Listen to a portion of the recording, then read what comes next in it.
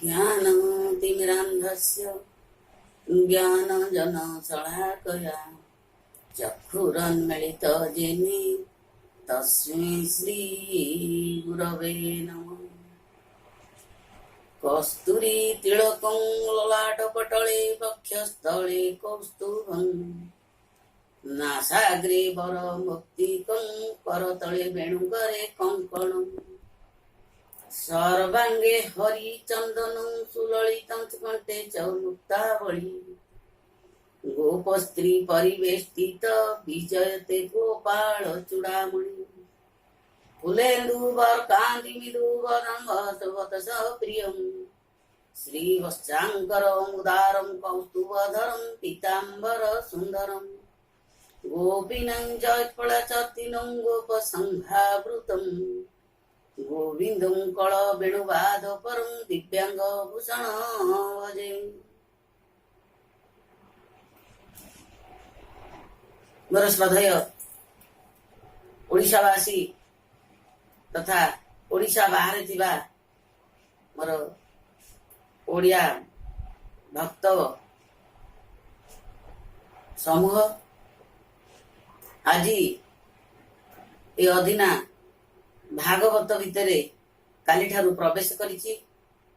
काली आपण मानकु मु प्रथम स्कंदर प्रथम अध्यायर नैमिषारण्य सूत मुनि को सौनक मुनि सह 88,000 मुनि ऋषि गहन रे प्रश्न पचरा जाइछि। से प्रश्न होउछि 6टी प्रश्न। से 6टी प्रश्न भितर संपूर्ण भागवत समाहित। प्रथम प्रश्न काली केवल गोटे प्रश्न उत्तर मु आपण मानकु कहिदिली। मनुष्यर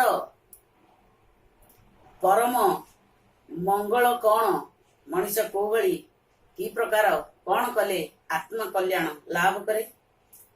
द्वितीय प्रश्न आत्मा किपरि सुप्रसन्न हेब आउ काहाकु धरी ए तम घरु उद्धार पाइब। तीनिय प्रश्न प्रभुंकर अवतारात्म लीला कौन। चतुर्थ प्रश्न श्रीहरिंकर जस ओ उद्धार लीला कौन। पंचम प्रश्न श्रीहरि देवकी उदरे जन्म हेई ब्रजरे की लीला करिथिले। षष्ठ प्रश्न कृष्ण स्वधाम को चलीगला परे काहाकु आश्रय करी धर्म रहिला। ये सूत मुनि की सौनक मुनि सह 88,000 मुनि ऋषिंकर प्रश्न। छठा प्रश्न बा 6टी प्रश्न। 6टी प्रश्न भितरु प्रथम प्रश्न मनुष्यर सद्गति बा आत्म कल्याण किपरि भावरे कौन कले हब। गला काली मु कहिथिली मनुष्यर मुक्ति बा आत्म कल्याण केवल भगवान का चिंतन भागवत सत्संग रे विद्यमान होई सुखदेव जेमिति तुंडनी सुक्त बाणी कहूतिले परीक्षित राजा जो भली शुणुथिले सेही भली कायम न वाक्य रे भागवत श्रवण करिबा होउची आत्म कल्याण लाभर एकमात्र मुक्तिर पथ। किंतु जदि सबु सुनी सुनी कौन हुए ना मनुष्य कौन करे ए माया जंजाल भितर पड़ी ए जो षडरिपु आमको शासन करुछि। षडरिपु आपण माने जानिथिबे काम क्रोध लोभ मोह मद माश्चर्य ए 6टा रिपु ए पंचभौतिक शरीर को शासन करुछि। मन पुनी 10 इंद्रिय।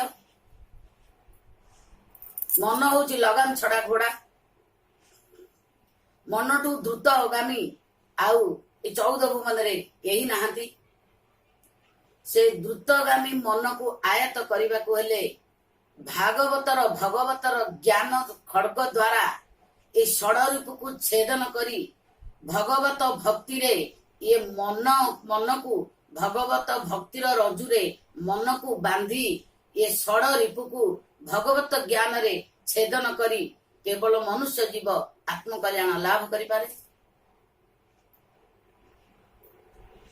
किंतु संसार भितरे आमे पड़ी ମାୟାରେ କେବଳ ଉବୁଟୁବୁ ହଉଛେ।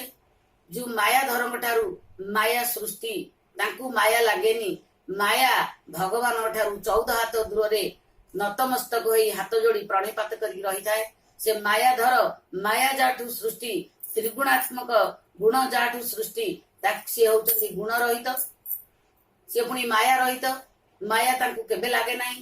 ମାୟା ସଦାସର୍ବଦା ତାଙ୍କ ପାଦ ତଳେ 14 କୋଶ ଦୂରରେ ନତମସ୍ତକ କରି ହାତ ଯୋଡି ହେଇ ବସିଥାଏ। ମାୟା କେବଳ ଜୀବକୁ ଲାଗେ। ଜୀବ ମାୟାରୁ ନିସ୍ତାରଣ ପାଇବାର ଏକମାତ୍ର ବାଟ ଭଗବାନଙ୍କର ଚିନ୍ତନ।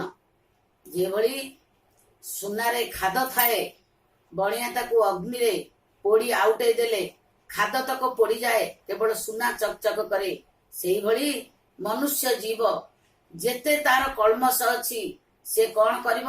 ଭଗବତ ଚିନ୍ତନ ଦ୍ୱାରା ଜ୍ଞାନ ସୃଷ୍ଟି ହେଲେ, ପୁଣି ଭକ୍ତିଭାବ ସୃଷ୍ଟି ହେଲେ ସେ କଳମସ ଆପେ ଆପେ ଆସ୍ତେ ଆସ୍ତେ ଧୌତ ହୋଇଯିବ।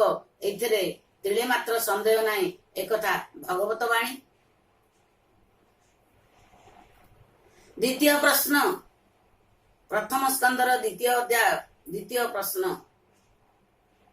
ଆତ୍ମା ସୁପ୍ରସନ୍ନ ହେବ କିଭଳି?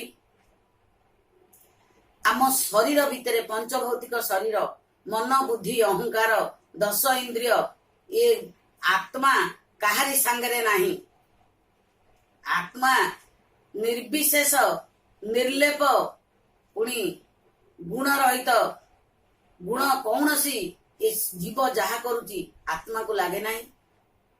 ଆତ୍ମା କେବଳ ସାକ୍ଷୀ ରୂପରେ ଜୀବ କଣ କରୁଛି ସେ ଦ୍ରଷ୍ଟା ରୂପୀ ପକ୍ଷୀ ହେଇ ଆତ୍ମା ଆମ ଶରୀରରେ ବିଦ୍ୟମାନ କରିଥାଏ। ତେଣୁ ଏଇଠି ଭାଗବତ ଲେଖିଛନ୍ତି,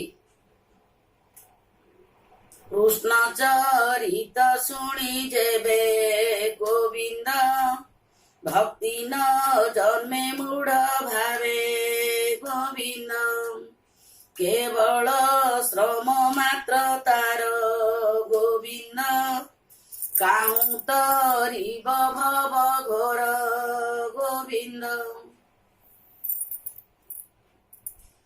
କୃଷ୍ଣ ଭଜନ, କୃଷ୍ଣଙ୍କର ମନନ, କୃଷ୍ଣଙ୍କର କୀର୍ତ୍ତନ, ଭାଗବତ ଚିନ୍ତନ, ଭାଗବତ ସ୍ମରଣ, ଭାଗବତ ପଠନ କରି ଯଦି ଏ ମନୁଷ୍ୟ ଜୀବର କୌଣସି ଭକ୍ତିଭାବ ଉଦ୍ବେଗ ହୁଏ ନାହିଁ, ସେ ମନୁଷ୍ୟ ଜୀବ କୋଉ ସଦୃଶ୍ୟ? ଯେମିତି ପୂର୍ଣ୍ଣ କଳସଟାରେ ଗୋଟିଏ ଛିଦ୍ର ରହିଥାଏ। ରାତି ପାଇଲା ବେଳକୁ ପୂର୍ଣ୍ଣ କଳସ ରାତିରେ ଥିବ, ସକାଳୁ ଦେଖିଲା ବେଳକୁ କଳସରେ ଟୋପାଏ ଜଳ ବିନ୍ଦୁଏ ବି ନଥିବ। କାରଣ ମନୁଷ୍ୟ ଯଦି ଏ ଭଗବାନଙ୍କର ଚିନ୍ତନରେ ଭକ୍ତି ଭାବ ଉଦ୍ବେଗ ନ କରି, ଭକ୍ତିରେ ସନ୍ତରଣ ନ କରି, ଜ୍ଞାନର ବୈରାଗ୍ୟ ଭାବ ନ ଆଣି ଯଦି ମାୟାରେ ଏ ପ୍ରପୀଡ଼ିତ ପଞ୍ଚ ମହାଭୂତର ଶରୀର ଯଦି ଏ ପ୍ରପଞ୍ଚ ମାୟା ଭିତରେ ଜଡ଼ିକିରି ରହିବ, ତାହେଲେ ଯେମିତି ଟିକିଏ ହେଲେ ଭକ୍ତି ରହିବ ନାହିଁ। କାରଣ ମୋର ମୋର ଧନ ଗର୍ବ କରି, ମୋର ଏତେ ଧନ, ଏତେ କୋଠା, ଏତେ ପୁଅ, ଏତେ ଝିଅ, ଏଇ ଭାବ ଆଣିଲେ କେବେ ହେଲେ ଅନୁପ୍ରମାଣେ ଭକ୍ତି ଭାବ ଆସିବ ନାହିଁ। ପୂର୍ଣ୍ଣ କଳସରେ ଏକ ଛିଦ୍ର ସଦୃଶ୍ୟ ସବୁ ଭକ୍ତି ଛିଦ୍ର ଭଳି ଚାଲିଯିବ। ତେଣୁ ଏ ମୋର ଭଗବତ ପ୍ରେମୀ ଭକ୍ତ ବୃନ୍ଦ, ଯାହା ଶୁଣୁଛ, ଯାହା ପଠନ କରୁଛ, ଅନୁପ୍ରମାଣେ ମଧ୍ୟ କାର୍ଯ୍ୟରେ ଲଗାଅ। କେବଳ ବାକ୍ ବୀର ହେଲେ ଚଳିବ ନାହିଁ, କର୍ମ ବୀର ହବାକୁ ପଡିବ।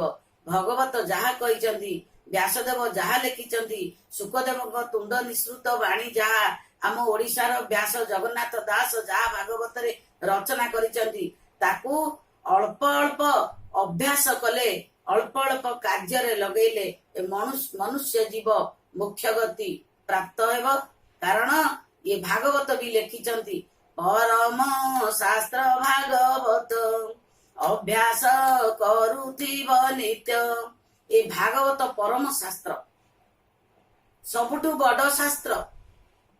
ଭାଗବତ ଏମିତି ଗୋଟେ ଶାସ୍ତ୍ର, ଏଇଥିରେ କୋଉ କାର୍ଯ୍ୟ ବା କୋଉ ଜିନିଷ ବା କୋଉ ଶାସ୍ତ୍ର ନାହିଁ ବା କୋଉ ପୁରାଣ ଏଥିରେ ବିଦ୍ୟମାନ ନାହିଁ। ଆପଣ ଜ୍ଞାନ କୁହନ୍ତୁ, ବିଜ୍ଞାନ କୁହନ୍ତୁ, ଭୂଗୋଳ କୁହନ୍ତୁ, ଇତିହାସ କୁହନ୍ତୁ, ଭକ୍ତି କୁହନ୍ତୁ, ବୈରାଗ୍ୟ କୁହନ୍ତୁ, ବା ଆତ୍ମଜ୍ଞାନ କୁହନ୍ତୁ, ବା ବାତ୍ସଲ୍ୟ ମମତା କୁହନ୍ତୁ, ବା ବୈରୀ ଭାବ କୁହନ୍ତୁ, ବା ଭକ୍ତି ଭାବ କୁହନ୍ତୁ, ବା ସଖ୍ୟ ଭାବ କୁହନ୍ତୁ, ବା ଐଶ୍ୱର୍ଯ୍ୟ ଭାବ କୁହନ୍ତୁ, ଯାହା ଆପଣ ଦେଖିବେ, ଯଜ୍ଞ କୁହନ୍ତୁ, ହୋମ କୁହନ୍ତୁ, ଯତ୍ରିବତ କୁହନ୍ତୁ, ବାନପ୍ରସ୍ଥ କୁହନ୍ତୁ, ସବୁ ଏ ଭାଗବତ ଭିତରେ ସମାହିତ। ଆଗରୁ ମୁଁ କହିଛି, ଯାହା ନାହିଁ ଭାଗବତେ ତାହା ନାହିଁ ମରତେ। ଏଭଳି କି ଭାଗବତରେ ଜ୍ୟୋତିଷ ଶାସ୍ତ୍ର ମଧ୍ୟ ବିଦ୍ୟମାନ।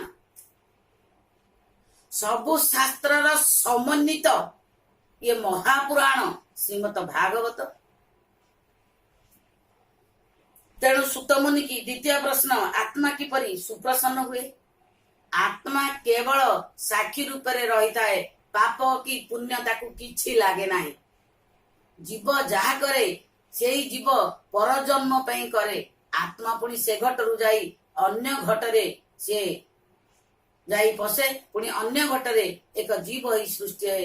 ए पंचभौतिक शरीर रे आमे जहा करिथिबा, जहा आमे पाप पुण्य करिथिबा, संसार माया रे जड़ीभूत होई आमे निम्नगामी काम जदि करिथिबा, आमे हमकु केबेले आउ शेषरे मनुष्य जोनि मिलिब नाही, मनुष्य जन्म आमे पाइबा नाही। नष्टस्य कान्यागति, आमे तळकु तळकु जिबा, इतर जोनि रे जन्म पाइबा। भगवान सेठी हसिबे, रे मनुष्य जीव, तते एडे सुंदर जीवन देली, तू जीवन टाकू व्यर्थ करदेलु। दिने मते चिंतन कलुनी, माया रे रही कौन कलु, लंपट काम कलु, मिछ कहलु, दारा सुत परधारी पर नारी पर दारा हरण कलु, अबाटरे धन उपार्जन कलु। दिने धन को भगवत काम रे लगैलु नाही। सेथि में भागवत लिखिचंती, कौन लिखिचंती? धन जने धर्म करी, धर्मे प्रापत नर हरि। गोविंद गोविंद गोविंद पदु गलुची मकरंद। हे मनुष्य जीव, जेते तुम्हें धन रोजगार कर, जेते तुम्हें संसार पे खर्च कर, संसार पे सबु धन को विनियोग कले मध्य अणु प्रमाण जदि भगवत चिंतन रे से धन को लगेब, भगवत कथारे से धन को लगेब, ताहले तम धन उपार्जन करिबा एकमात्र सार्थक हब। नहले धनर सार्थकता किछि नाही। जहा सब ये प्रपंच माया दृष्टि गोचर होउची, सबु होउची क्षण भंगुर, जा आखि की देखा जाउनी। जे अदृश्य से होउचंती अच्युता, अच्युतानंद से होउचंती ब्रह्मानंद, से होउचंती क्षीरदसाई विष्णु, से होउचंती गजेंद्र नंदन काना, कोटि कैवलनाथ जगन्नाथ। से दृष्टि गोचर हुअंती नाही। से भलिया भक्त, से भलिया ज्ञानी मुनि ऋषि मानकु आत्मा भितरे से दर्शन दियंती। तेणु मुनि ऋषि माने जुगे जुगे भगवान को तप करी से मोक्ष गति प्राप्त हुअंती। अनुभवर ठाकुर, भावर ठाकुर, सेथिबे तांका नाम होउची भावग्राही। आत्म प्रसन्न केवल हब भगवत चिंतन, भगवत पठन, कृष्णकर भजन, रामकर भजन, रामकर लीला कीर्तन, भगवानकर लीला कीर्तन, ब्रह्म दर्शन, एसबुरे केवल आत्मा सुप्रसन्न हुए। ये ହେଲା द्वितीय प्रश्नर उत्तर। तृतीय प्रश्न, भगवानकर अवतार लीला। मुनि माने पचारिचंती उग्रसभा सुतंकु, भगवानकर अवतार लीला कौन? भगवान काहेकि एते अवतार नेले?